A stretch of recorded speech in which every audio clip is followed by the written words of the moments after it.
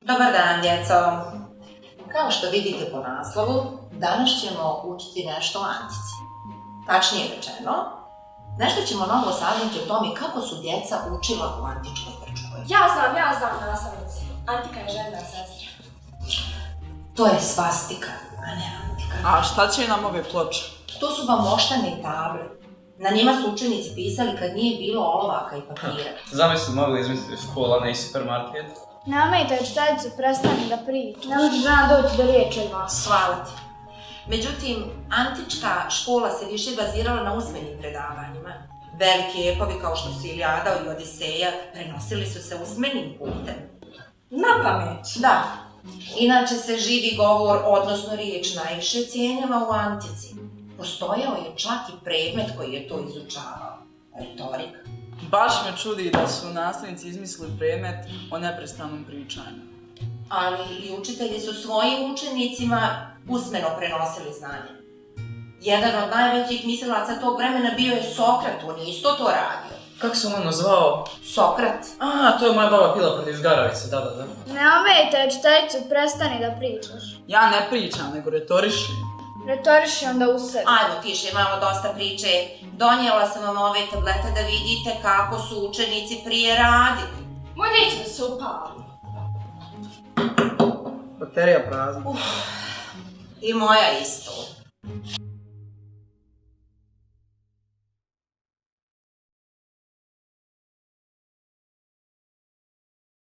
Dobar dan.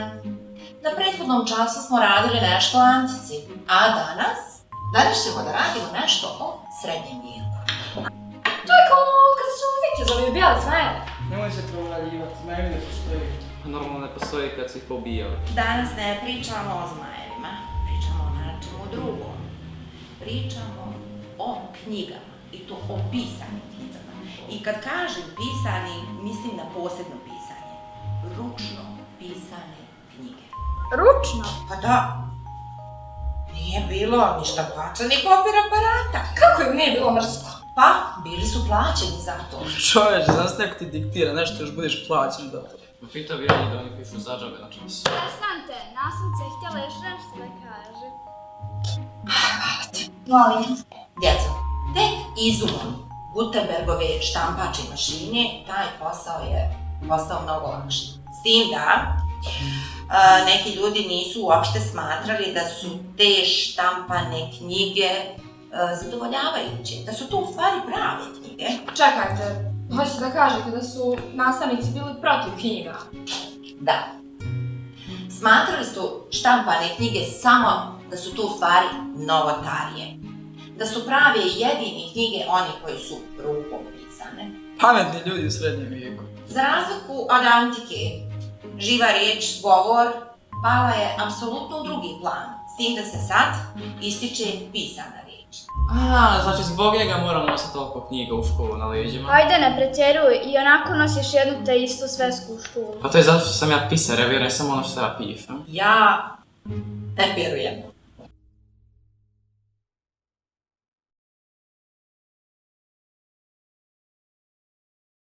Dobar dan, dragi moji. Danas ćemo nešto da radimo novo vezano za internet. Ja mislim da vi ne možete da vjerujete da svijet bez interneta nije postojao. Ali vjerujte da jeste. I to nije bilo tako davno. Zamislite, svi učenici, svi nastavnici, svi profesori, sve što im je trebalo nisu mogli da nađu na internetu, nego šta? U knjigama, gdje? Arhivi, biblioteka. Joj, zamisli da ćeš da provjeriš rezultat utakmice i moraš ići u Ne budi luda. Učiteljica ne misli na takve vrste podataka. Tako je. Ona misli na ove dosadne podatke tipa šta je ćelija ali kad je umro koji pisac. Pa ja ne smatram da su to dosadni podaci. Pa normalno da vi ne smatrate kad ste vi nastavnica. Stvarno ste bezobrazni, nastavnica požurila stigne na čas, a vi tako. Žena se nije stigla ni počešljati kako treba. Hvala. Molim. Uglavnom, dragi moji, svi smo mi danas navikli sve što nam treba možemo pronaći u jednom jednostavnom djeliću sekundi. Međutim, to u prošlosti jednostavno nije bilo moguće. Jeste li vi nastavnica iz prošlog stoljeća? Jesam. Vi ste dakle stariji od interneta. Pa da izgleda. A zato vi imate one vošane ploče, vi ste na tom pisali. A pa nisam ja baš toliko stara. Ali dovoljno stara za neke stvari jesam. Recimo, stara sam toliko da znam da se u prošlosti koristilo ovo. Grafoskop. Ja mislim tu neka ružna lampa za čitanje. E pa ovo lampa nije. Jeste za čitanje. De nastavnice, puste video onog futbolira što Mara sudjeluje. Nema ovdje nikakvog ukucavanja. Prikazuje se djeca samo ono što je na foliji. Šta? Sam napišeš pa staviš. Da.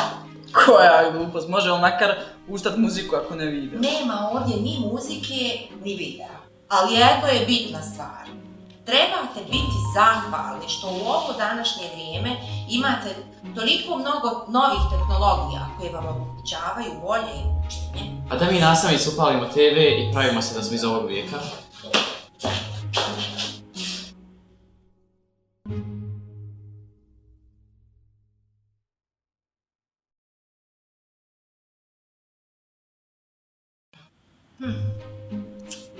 E sad, ako ovu tabelu prebacim, ovdje, mogla bi dobro, znači, prosječna ocjena, čitam ovdje, ček.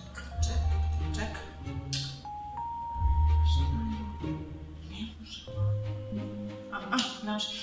Te djece, jel neko zapamti onu šifru što sam vam rekla za pristup e-dnevniku? Jeste li mi uspjeli upisati peticu? Dušo moja, evo dajem sve od sebe, znači.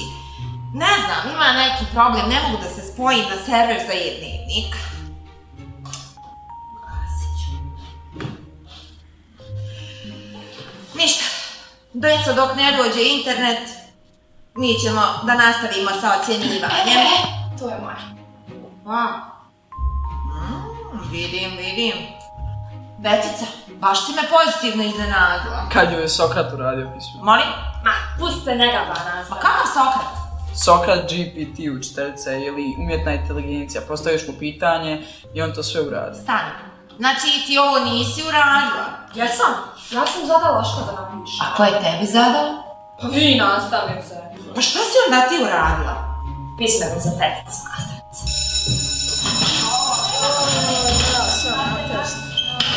Hoće pisat? Da. Ništa. Čekaj da vidim šta je to.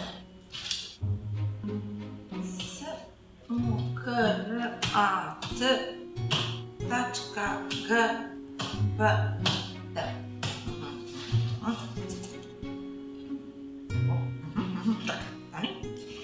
Napravi mi tabelu prosjeka učenika.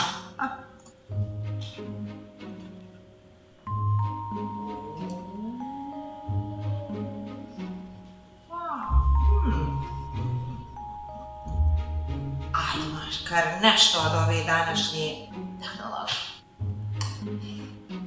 Ništa bez Sokrata.